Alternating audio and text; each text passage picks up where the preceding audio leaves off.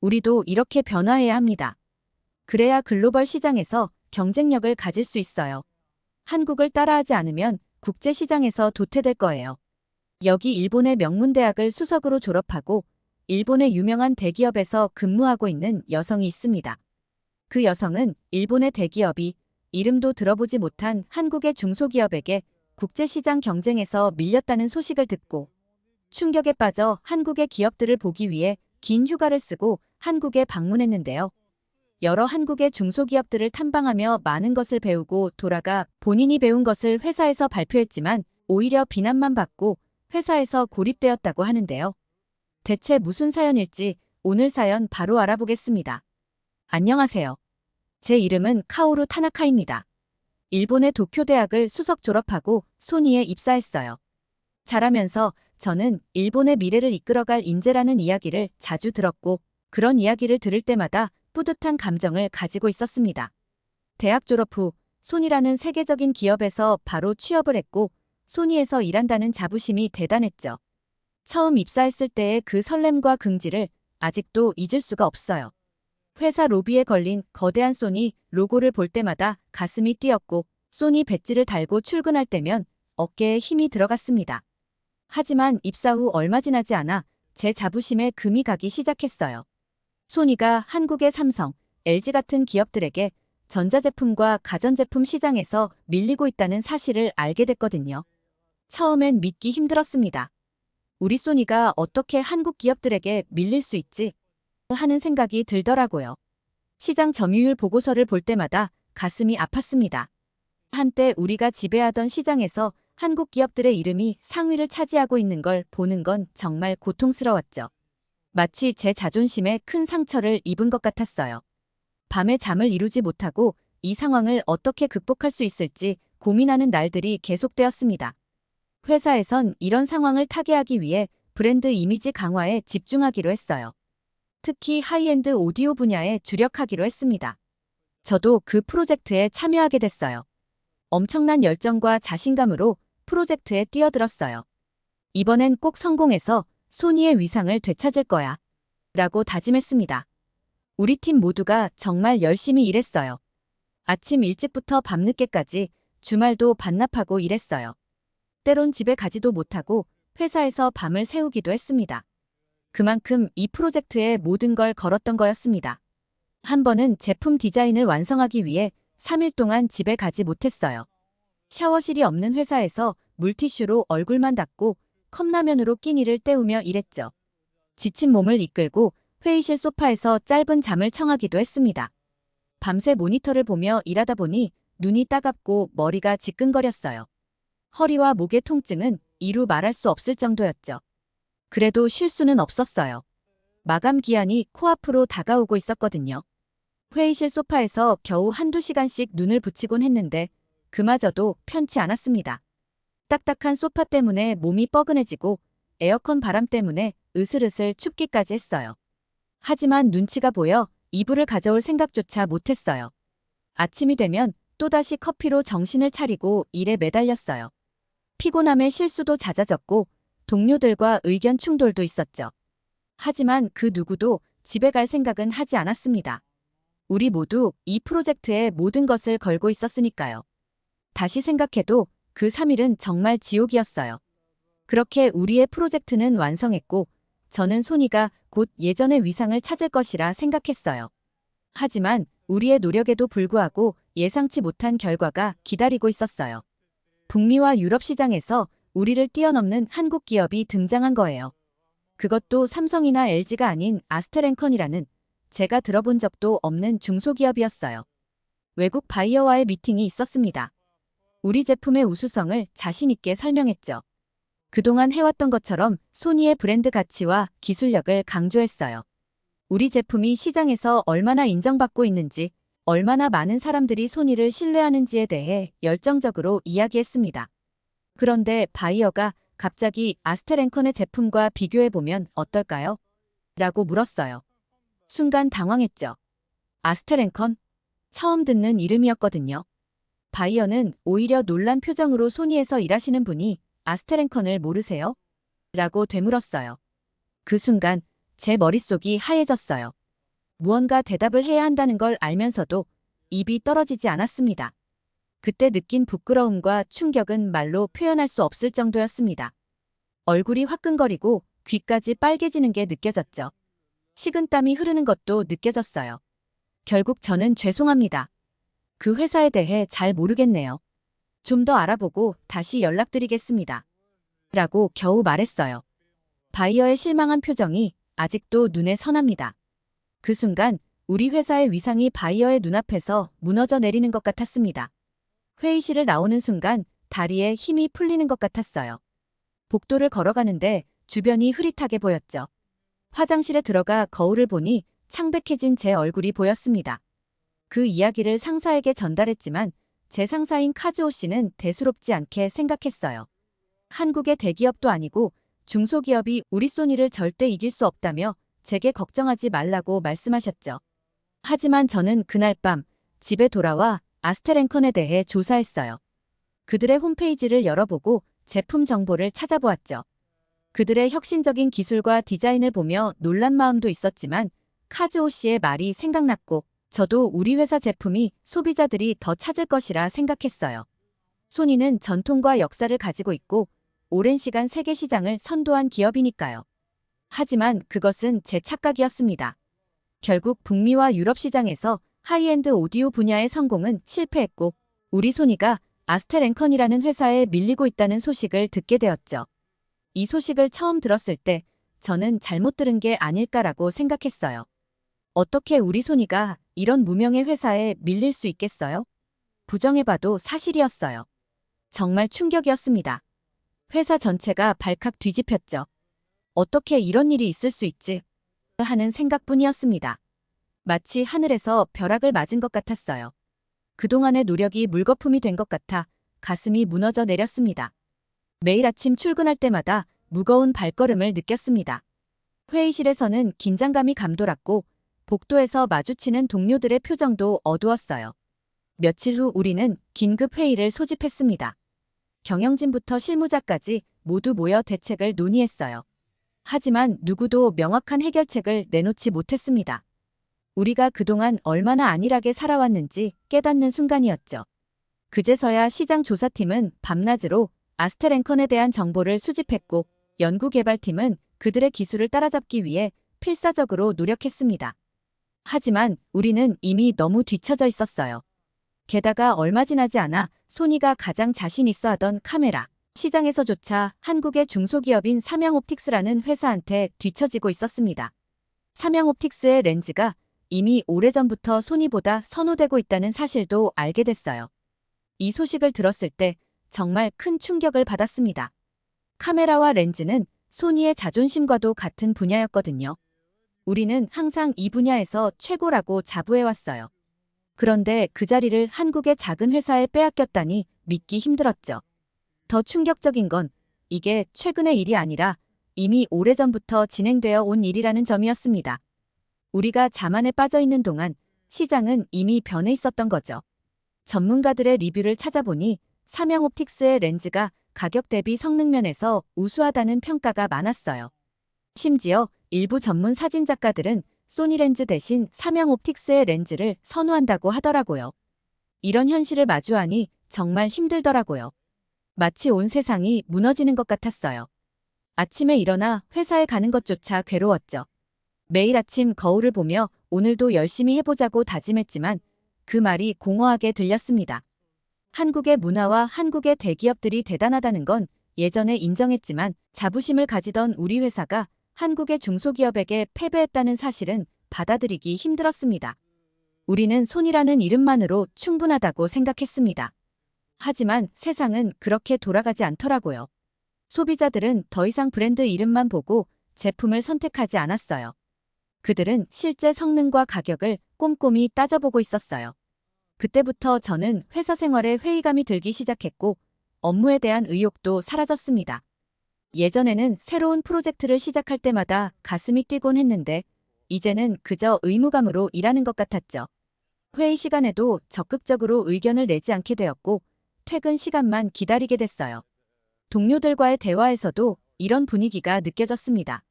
다들 무언가 변해야 한다는 걸 알고 있었지만 어떻게 해야 할지 모르는 듯 했죠. 우리의 자부심은 무너졌고 미래에 대한 불안감만 커져갔어요. 이대로 가다가는 우리 회사가, 아니, 일본의 전자산업 전체가 위험해질 수도 있다는 생각이 들었습니다. 점점 저는 실수도 많아지고 멍하니 있는 경우가 많아져서 상사에게 혼나기도 했어요. 보고서에 오류가 생기고 중요한 미팅 시간을 착각하는 일도 있었죠. 제 모습이 저 자신도 낯설게 느껴졌습니다. 어느 날 상사가 저를 사무실로 불렀어요. 타나카 씨, 최근 들어 업무 실수가 많아진 것 같은데 무슨 일 있나요? 상사의 목소리에서 실망감이 느껴졌습니다. 상사께서는 업무 실수가 심각하니 주의하라고 경고하셨어요. 이대로 가다간 곤란해질 수 있습니다. 정신 좀 차리세요. 그 말씀을 듣는 순간 정말 큰 좌절감을 느꼈습니다. 제가 이렇게까지 무너질 줄은 몰랐어요. 사무실을 나오는 길에 동료들의 시선이 느껴졌죠. 그 눈빛들이 마치 타나카가 또 혼났나 보네라고 말하는 것 같았어요. 그날 밤 집에 돌아와 거울 앞에 섰을 때 제 모습이 너무 초라해 보였습니다. 내가 왜 이렇게 됐을까? 하는 생각이 들었죠. 한때는 손위에 떠오르는 샛별이라 불렸던 제가 이렇게 무기력해질 줄은 정말 몰랐어요. 한국이 대체 어떤 나라인지, 어떻게 중소기업마저 일본의 전통 있는 대기업을 이길 수 있는지 너무 궁금해졌습니다. 그들의 비결이 뭘까요? 어떻게 그렇게 빠르게 성장할 수 있었을까요? 이런 질문들이 제 머릿속을 맴돌았어요. 인터넷으로 한국에 대해 조금씩 알아보기 시작했습니다. 그들의 교육 시스템, 기업 문화, 정부의 지원 정책 등을 찾아봤죠. 하지만 글로만 보는 것으로는 부족하다는 생각이 들었어요. 직접 가서 보고 느껴야 할 것 같아. 그런 생각이 들더라고요. 고민 끝에 휴가와 연차를 몰아써서 한국행을 결심했습니다. 쉬운 결정은 아니었어요. 일본에서는 긴 휴가를 내는 것이 흔치 않거든요. 동료들의 시선도 걱정됐고 회사에 불이익이 있지는 않을까 하는 두려움도 있었죠. 하지만 이대로는 안 된다는 생각이 더 컸습니다. 휴가 신청서를 제출하러 갔을 때 인사부 직원의 표정이 정말 이상했어요. 10일이나 연속으로 휴가를 쓰신다고요? 그 말투에 놀라움과 약간의 비난이 섞여 있었죠. 일본에서는 연차를 다 쓰는 것조차 드문데 연속으로 10일이나 쓴다니 말도 안 된다는 듯한 반응이었습니다. 그 순간 일본의 업무 문화가 얼마나 경직되어 있는지 새삼 느꼈죠. 하지만 저는 굴하지 않고 네, 맞습니다. 개인적인 용무로 꼭 필요한 시간입니다. 라고 대답했어요. 그 직원의 놀란 표정이 아직도 생생해요. 인사부를 나오는 길에 동료들의 수군거림이 들렸어요. 타나카 씨가 10일이나 휴가를 낸대. 설마 퇴사하려는 건 아니겠지? 그 말들이 제 귀에 들어올 때마다 가슴이 아팠습니다. 심지어 상사는 저를 불러 승진이나 연봉 협상에 불이익이 있을 수 있다고 경고까지 했습니다. 하지만 한편으로는 이런 반응이 우리 회사, 아니 일본 기업 문화의 문제점을 보여준다는 생각이 들었죠. 휴가를 쓰는 것조차 이렇게 어려운 환경에서 어떻게 창의성과 혁신이 나올 수 있을까요? 휴가를 떠나기 전날 팀 회식이 있었어요. 모두가 제 휴가에 대해 궁금해했죠. 타나카 씨, 그렇게 긴 휴가를 왜 가시는 거예요? 혹시 퇴사할 생각 아니세요? 이런 질문들이 쏟아졌어요. 제가 한국을 간다고 이야기하자 한 선배는 농담처럼 혹시 한국 남자 만나러 가는 거 아니에요? 라고 물었죠. 그 말에 모두가 웃었지만 저는 웃을 수 없었습니다. 제가 느끼는 위기감을 그들은 전혀 이해하지 못하고 있다는 생각이 들었거든요. 집에 도착해서 짐을 챙기면서도 마음이 복잡했어요. 한편으로는 설레면서도 다른 한편으로는 두려웠죠. 혹시 이 선택이 제 커리어에 악영향을 미치지는 않을까 하는 걱정도 들었습니다. 휴가를 취소해야 할지 고민도 많이 했지만 결국 한국에 방문했습니다. 처음 한국 지하철을 탔을 때의 경험은 정말 인상적이었습니다. 역에 들어서자마자 깔끔하고 현대적인 시설에 놀랐어요. 그런데 더 놀라운 건 그 다음이었어요. 교통카드로 게이트를 통과하고 플랫폼에 도착했는데 스크린 도어가 설치되어 있더라고요. 일본에서도 일부 역에는 있지만 모든 역에 설치되어 있다는 게 신기했어요. 그리고 열차에 탑승했을 때 다국어로 안내방송이 나오는 걸 듣고 또 한 번 놀랐습니다. 일본어 안내도 있어서 편하게 들을 수 있었어요. 그때 이게 진정한 국제화구나라는 생각이 들더라고요. 겨우 한 정거장을 지나는 동안 이미 한국의 발전된 모습에 감탄하고 있었습니다. 지하철에서 내려 거리를 걷다 보니 곳곳에 무료 와이파이 존이 있는 것도 눈에 띄었어요. 스마트폰을 꺼내 연결해 보니 정말 빠르더라고요. 일본에서는 상상도 못할 속도였어요. 사실 호텔까지 이동하면서 한국을 관광하고 싶은 마음도 가득했어요. 서울의 현대적인 건물들과 활기 넘치는 거리, 24시간 깨어있는 듯한 도시의 에너지가 정말 굉장했어요. 여유롭게 시간을 보내는 사람들을 보며 한국인들의 삶의 질도 높아 보인다는 생각을 들었고, 맛있는 음식을 먹으며 이것저것 구경하고 싶은 마음도 굴뚝 같았어요. 하지만 제가 한국에 온 이유는 한국의 기업들을 보고 싶었던 거였습니다. 이 나라의 경제 성장을 이끈 원동력이 무엇인지, 어떻게 이렇게 빠르게 발전할 수 있었는지 직접 보고 싶었거든요. 그래서 관광은 잠시 미뤄두고 기업 탐방에 집중하기로 했습니다. 서울 도착한 첫날 놀란 마음을 애써 진정시키고 기업 탐방을 준비했습니다. 미리 일본에서 연락해서 허가를 받아놓은 기업들을 몇 군데 찾아갔는데 정말 경악을 금치 못했습니다. 한국의 작은 중소기업조차 일본보다 디지털 부분과 모든 부분에서 발전되어 보였거든요. 첫 번째로 방문한 회사는 IT 솔루션을 개발하는 중소기업이었는데 그들의 업무 환경과 시스템이 놀라웠어요. 모든 직원이 최신 장비를 사용하고 있었고 클라우드 기반의 협업 툴을 활용해 효율적으로 일하고 있었습니다. 두 번째로 방문한 제조업 회사에서는 더 큰 충격을 받았어요. 공장 내부가 완전 자동화되어 있었고 인공지능을 활용한 품질 관리 시스템을 갖추고 있었거든요. 일본의 대기업에서도 보기 힘든 수준의 기술력이었죠. 직원들과 대화를 나누면서 그들의 혁신적인 사고방식과 빠른 의사결정 과정에 감탄했어요. 한 중소기업을 방문했을 때의 일이에요. 회사에 들어서자마자 눈에 띈 것은 직원들의 자유로운 복장이었어요.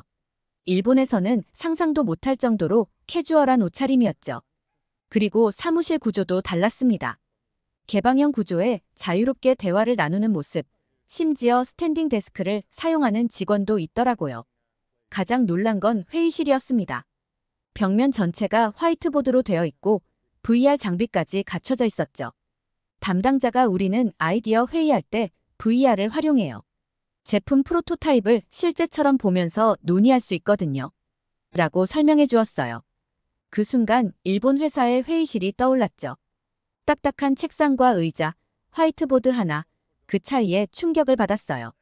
이런 환경에서 일하면 얼마나 창의적인 아이디어가 나올까 하는 생각이 들었습니다. 점심시간에는 더 놀랐어요.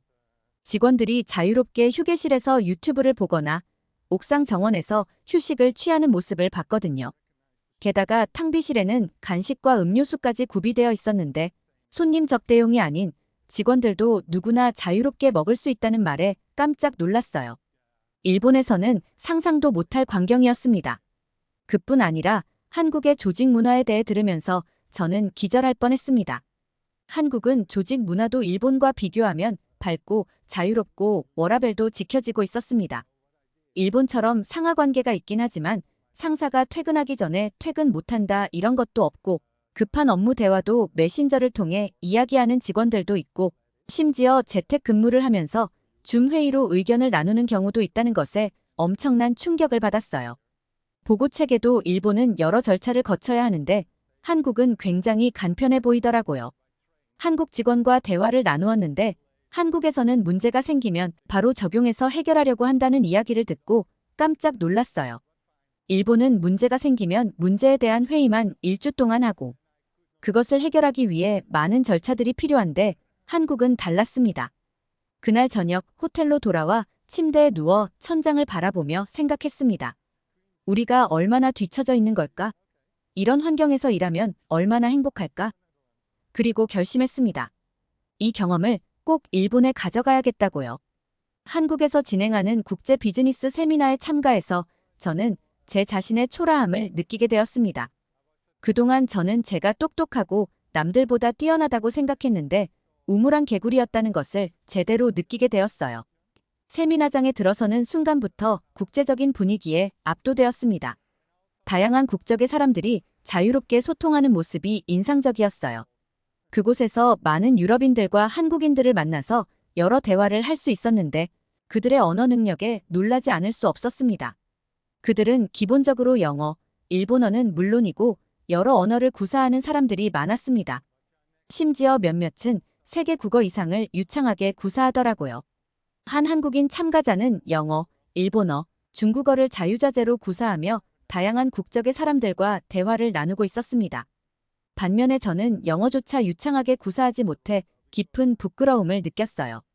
마치 제가 그들과는 다른 세계에 살고 있는 것 같았습니다. 비즈니스 세미나에서 있었던 일이에요. 휴식 시간에 커피를 마시며 서로 대화를 나누는 시간이 있었어요. 저는 불안한 마음으로 주변을 둘러보다가 일본어를 할 줄 아는 한국인을 찾아 대화를 시도했어요. 그분과 일본어로 대화를 나누며 잠시나마 안도감을 느꼈습니다. 그런데 갑자기 그 한국인 옆에 있던 프랑스인이 다가와 말을 걸었어요. 놀랍게도 그 한국인은 유창한 프랑스어로 대화를 시작하더라고요. 저는 그저 멍하니 서서 그들의 대화를 듣고만 있었죠. 그리고 얼마 지나지 않아 다른 쪽에 있던 독일인이 합류했는데 그 한국인은 또다시 독일어로 인사를 나누는 거예요. 그리고 나서는 마치 아무 일도 없었다는 듯이 다시 영어로 모두와 대화를 이어갔어요. 마치 마술을 보는 것 같았습니다. 언어를 자유자재로 바꾸며 대화를 이어가는 모습이 너무나 자연스러워 보였어요. 저는 그저 멍하니 서서 그 광경을 바라볼 수밖에 없었습니다. 그때 느낀 부끄러움과 열등감은 말로 표현할 수 없을 정도였어요. 내가 지금까지 얼마나 좁은 세상에서 살아왔나 하는 생각이 들더라고요. 그 순간 제 머릿속에 번개가 친 것 같았어요. 세계화 시대에 우리가 얼마나 뒤처져 있는지 깨달았습니다. 일본에 있을 때는 영어로 소통하는 것만으로도 충분하다고 생각했는데 이제는 그것조차도 부족하다는 걸 느꼈어요. 세계는 이미 다중 언어를 사용하는 시대로 접어들었는데 우리는 아직도 단일 언어 사용에 머물러 있었던 거죠. 그나마 일본에서는 영어를 할 줄 아는 사람이 많지 않아요. 세미나가 끝나고 호텔로 돌아오는 길에 거리를 걸으며 주변의 간판들을 바라보았는데 한국어와 영어가 병기되어 있는 모습이 눈에 들어왔어요. 심지어 일부 간판은 영어나 일본어로도 쓰여 있었죠. 이런 작은 부분에서도 한국의 국제화 수준을 느낄 수 있었습니다. 그 세미나에서 한국인들은 유럽에서 온 사람들과 영어나 그들의 언어로 자유롭게 대화하는데 저는 영어마저 유창하지 않아 일본어를 하는 한국인을 통해 어떤 대화들을 하는지 전달받아야 했을 정도예요. 마치 통역사가 필요한 사람처럼 느껴져 자존심이 많이 상했습니다. 그 순간 저는 정말 작아지는 기분이었어요. 비즈니스 관계에서 소통이 얼마나 중요한지 뼈저리게 깨닫게 되었습니다. 소통부터 한국과 일본이 다르니 당연히 북미나 유럽에서 일본 기업과 교류하는 것보다 대화가 되는 한국 기업을 선호하겠다는 생각이 들더라고요. 우리가 얼마나 큰 장벽을 가지고 있었는지 그리고 그 장벽을 어떻게 극복해야 할지 고민하게 되었습니다. 한국 방문 마지막 날 우연히 길에서 한 노인분을 만났어요. 길을 헤매고 있는 저를 보고 도와주셨죠. 그런데 놀랍게도 그분은 일본어로 저에게 말을 걸으셨어요. 일본에서 오셨나요?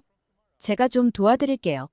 알고 보니 그분은 과거에 한국의 대기업에서 일하셨던 분이더라고요. 은퇴 후에도 계속 공부를 하고 계시다고 해요. 세상은 계속 변하니까요. 우리도 변해야죠.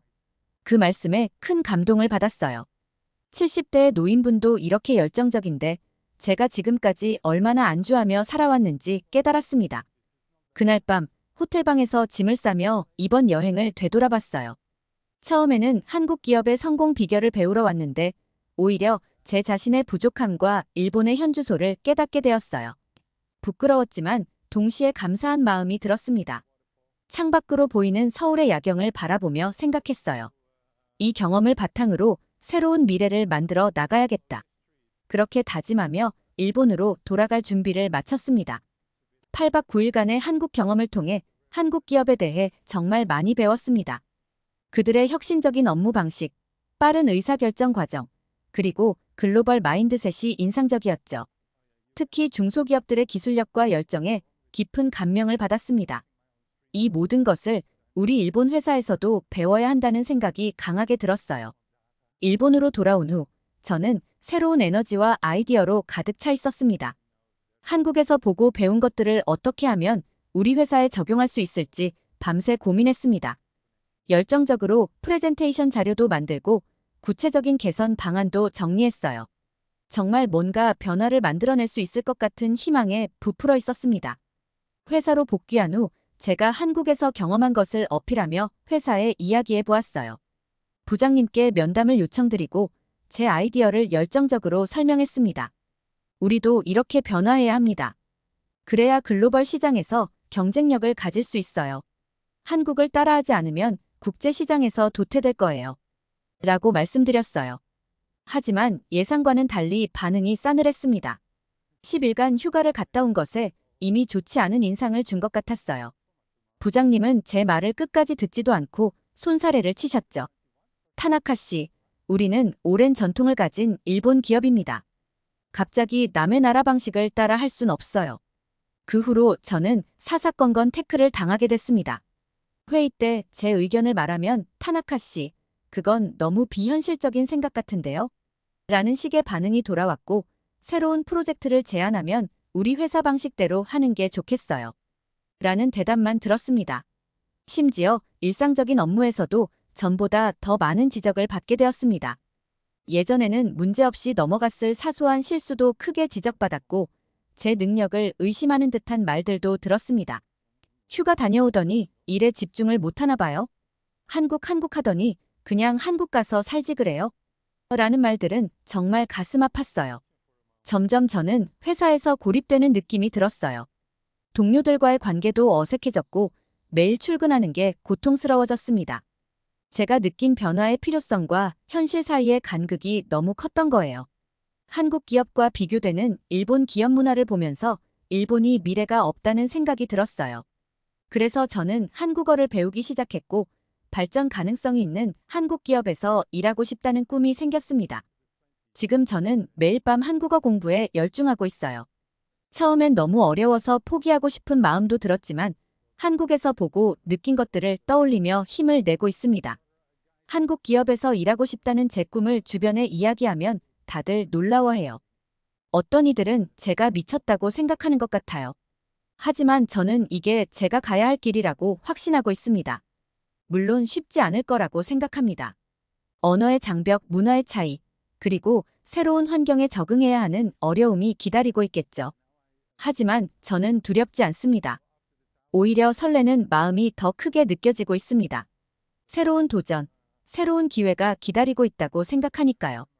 지금 제 주변 사람들은 손이라는 큰 기업을 떠나 한국에 취업하고 싶은 저를 이해하지 못하고 다시 생각해보라며 걱정하지만 언젠간 이해하게 될 거예요. 세상은 빠르게 변하고 있고 우리도 그 변화에 적응해야 한다는 것을요. 제가 한국에서 보고 느낀 것들, 그리고 지금 제가 꿈꾸고 있는 것들이 어쩌면 일본의 미래를 위해서도 중요한 일이 될 수 있을 것이라고 생각합니다. 언젠가 한국 기업에서 일하게 될 수 있게 많은 응원 부탁드립니다.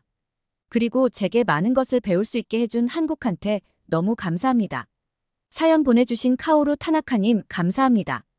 타나카님이 한국 기업에 취업하길 응원하겠습니다. 오늘 사연이 재미있으셨다면 구독과 좋아요, 알림 설정까지 부탁드립니다. 더 재미있는 사연으로 돌아오겠습니다. 이상 감동탐험이었습니다.